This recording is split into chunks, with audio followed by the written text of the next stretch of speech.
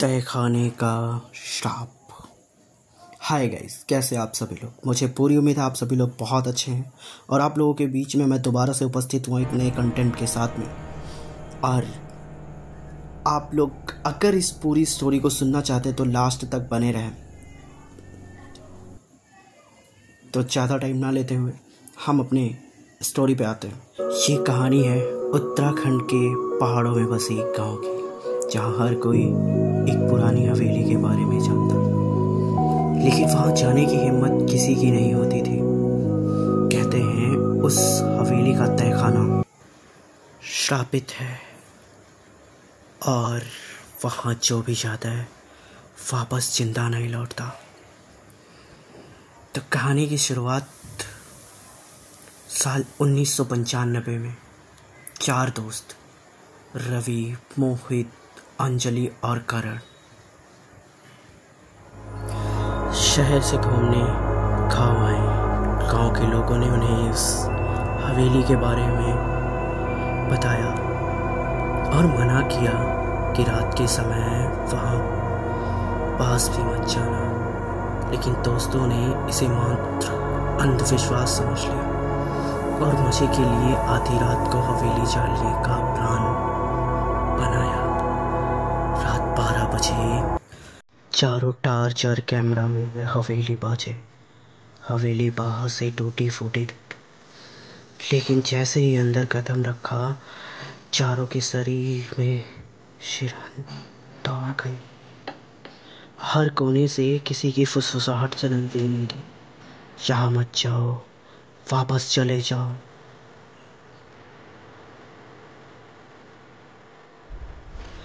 हवेली के बीचों बीच उन्हें एक बड़ा सा लकड़ी का दरवाजा दिखा, जिस पर लोहे की जंजीर थी। उस दरवाजे पर खून से लिखी एक चेतावनी थी, जो इस तहखाने का दरवाजा खोलेगा उसकी आत्मा यहीं कैद हो जाएगी। मोहित ने हंसते हुए कहा, ये सब ड्रामा है, असली भूत प्रेत कुछ नहीं होता। उसने जंजीर तोड़ी और दरवाजा खोला। जैसे ही दरवाजा खुला, फर्क से ठंडी हवा बाहर आई और चारों के मोबाइल अपने आप बंद हो गए।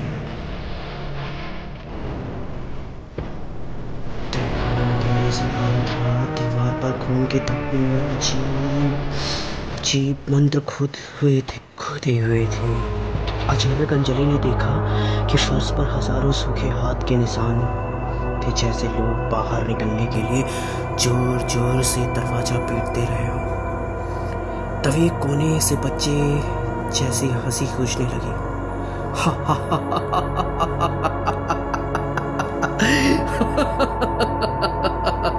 तुम आ ही गए। चारों घबरा कर चारों तरफ देखने लगे, लेकिन वहां कोई बच्चा नहीं था। करण की टार्च किसी अदृश्य ताकत से उसके हाथ से छीनकर दीवार पर दे मारी। अंजलि के बाल खुद ब खुद हवा में उठने लगे, जैसे कोई उन्हें खींच रहा हो। मोहित की गर्दन पर नाखूनों जैसे निशान उभर आए। रवि ने देखा दीवार पर एक परछाई थी, लेकिन वो किसी इंसान की नहीं,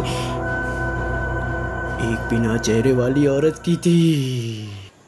दरअसल इस हवेली में 100 साल पहले एक तांत्रिक ने गांव की औरतों और बच्ची की बलि देकर अपनी तांत्रिक शक्तियां बढ़ानी चाहिए थी, लेकिन तंत्र अधूरा रह गया और उनकी आत्माएं हवेली के तहखाने में हमेशा के लिए कैद हो गई। अब जो भी तहखाने में जाता है उसकी आत्माएं उसे अपना शिकार बना लेती हैं। चारों डर के मारे बाहर भागने लगे, लेकिन दरवाजा अपने आप बंद हो गया।